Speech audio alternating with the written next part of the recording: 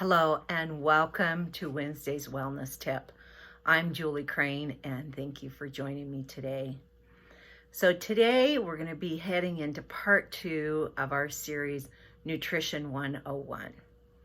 So as I thought about preparing this, I thought, well, I could just share with you a list of foods to eat, carbohydrates that are good for you, carbohydrates to stay away from.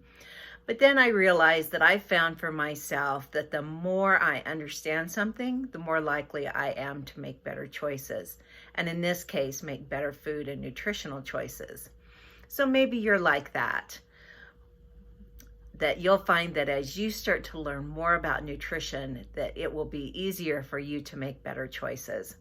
So that's what we're going to do. We're going to do a deep dive into carbohydrates in this video and in the following video. So in part 1, we talked about macronutrients and micronutrients. Remember, macronutrients are those things that are on your plate. That's your carbohydrates, your fats, and your proteins.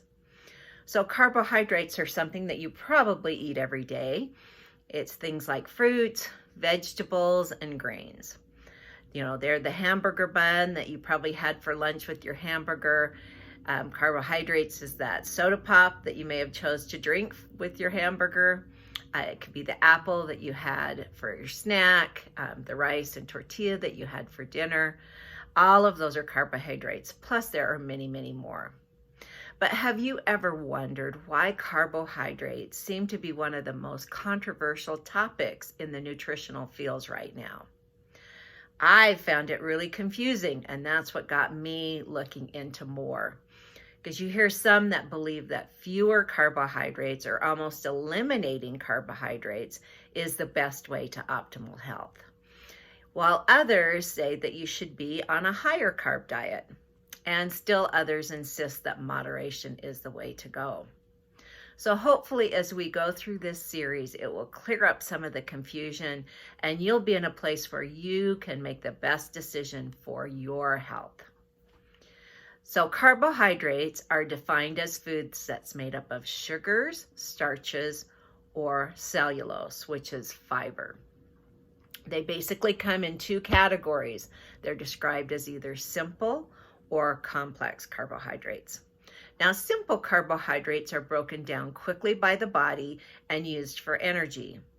Complex carbohydrates take longer for the body to break them down, and often they can be stored by the body for later use. So just a quick example of that would be something like white bread. White bread is broken down really quickly. It quickly turns into glucose. So if you choose to eat a slice of white bread, you're going to, get some quick energy, but it really doesn't have much in the way of nutritional support or fiber. Now, compared to a complex carbohydrate, something like steel-cut oatmeal. Well, steel-cut oatmeal is broken down much more slowly in the body. It takes longer for the body to digest it. It provides fiber and nutrients.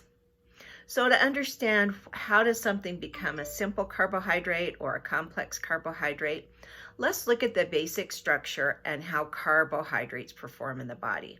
And this can help you understand as we look at it from more of a molecular or cellular level. So every carbohydrate molecule is made up of 3 atoms. These 3 atoms are carbon, hydrogen, and oxygen. And it's actually how these atoms are arranged and bound together that determine the type of carb. So think of it like playing with Lego blocks. So here you've got these blocks, and depending on how you choose to arrange the pieces, you could build a castle, you could build a car, you could build a horse, or many other things. But either way, you have built very different things with the same pile of blocks. That's kind of the same thing with carbohydrates. You have the 3 building blocks of carbon, hydrogen, and oxygen, and it depends on how they are arranged into what type of carbohydrate you get. So you arrange them one way and you get a peach. If you arrange them another way, you get a potato. So another factor in how a carbohydrate is determined is how big the molecule is. So carbon, hydrogen, and oxygen come in different sizes. They can actually be broken up into 3 chemical groups that describe how big the molecule is. And in the world of biochemistry, size matters. And the smaller the composition, the faster it's able to get into the cells and where energy is produced. Now, the other thing besides size that makes a difference is structure. Structure determines how quickly and easily your body can break down the molecule. And the structure has to do with how the carbon, hydrogen, and oxygen atoms are linked together. So basically, a small molecule and a simple structure will equal a simple carb. And that will give you a quick energy spike. So sugars are often referred to as simple carbohydrates because their chemical structure is, well, it's simple and their size is small. So they come in the form of monosaccharides, which is a single sugar, or disaccharides, where 2 molecules come joined together. They're naturally found in fruits, dairies, and sweeteners like honey and maple syrup. Now, large molecules and complex structures often contain starches and fibers. And because they look more complicated and large under a microscope, they're considered a complex carbohydrate. They're generally made of long strings of simple sugars called polysaccharides, which means many sugars. Starches can be found in foods like beans, whole grain, and some vegetables like potatoes and corn. Fiber is found in fruits, vegetables, beans, legumes, nuts, and seeds. So a complex carbohydrate will provide a steady stream of energy. So an example would be something like a pinto bean. It has a bigger, complex chain of molecules. It will keep you feeling nice and full, and it provides a steady stream of energy without any kind of an energy spike or the crash that often follows after an energy spike. So how does the body actually break these carbs down into nutrients, and why? Well, you will be able to know as we talk about this at which stage of the digestive process things can go wrong. And this can help you understand how you can help your body fix the digestive problems that you might be experiencing. So your body isn't able to use foods until they're properly broken down into pieces. So if I had a slice of apple here, my body can't live off the slice of apple. The body actually has to break it down into the carbs, break down the carbs into sugar molecules called glucose that I can actually use at the cellular level. So the process of digesting carbs can get pretty complicated, but here's just a simplified version. So in the first step, the food is placed into your mouth. And the saliva in your mouth actually secretes a digestive enzyme called amylase that will begin the process of breaking the food down into more manageable pieces. And the more thoroughly that you chew your food, the easier it is for the next steps of digestion to work properly. So it is so important to chew, chew, chew. Take time and chew your food. Step 2 is when your food is swallowed and it travels down the esophagus and into the stomach. And once it reaches the stomach, we have step 3, where the stomach actually uses the gastric acids that it produces to activate more digestive enzymes to continue a more thorough breakdown process. So here in your stomach, the food will be exposed to these acids, which will help break it down, and also to digestive enzymes. And then in the next step, step 4, the ideal result is that the simpler molecule chains make it into the lower gut. So by the time we get down into the lower gut, we want the food broken down quite a bit, The intestines then are equipped with more digestive enzymes that finish breaking that food into usable molecules for energy. The enzymes also extract the vitamins and the minerals out of these foods and carefully sends them through the intestinal wall and into the bloodstream for immediate use. The end result needs to be completely digested food so that the energy and the nutrients can be delivered to the rest of the body. Well, that sounds pretty simple, right? But what happens when the digestive process encounters problems? Well, all 4 of these steps are equally important, but for different reasons, and different problems can happen in each one. So in step 1, that proper digestion can be sabotaged when you don't chew your food thoroughly. So again, chew. If you just take a bite, chew a couple of times and swallow, it really just sets up the rest of the digestive process for failure. So first thing is really to just concentrate on chewing your food really well. And then as we progress down those steps and we get to the stomach, if there's issues such as decreased gastric acid or what's called hypochlorhydramia, then there can be additional risks that happen because, again, the food is not broken down. Now, people that tend to have decreased gastric acid, those that are most at risk for this are those that are over 65 years of age, if you're dealing with high levels of stress, if you're using a medication that reduces stomach acid, which many of them do, that's something that you can consult with your doctor.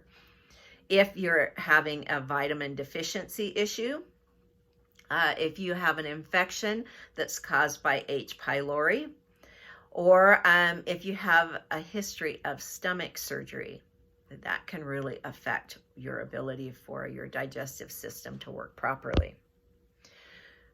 So when we don't have the proper amount of stomach acid, this really affects the body's ability to break down, digest, and absorb our foods, especially proteins. Now, the next issue can be if there is a lack of the needed digestive enzymes that are available. So if you're deficient in digestive enzymes, the first thing that you might notice is that you will feel tired after eating.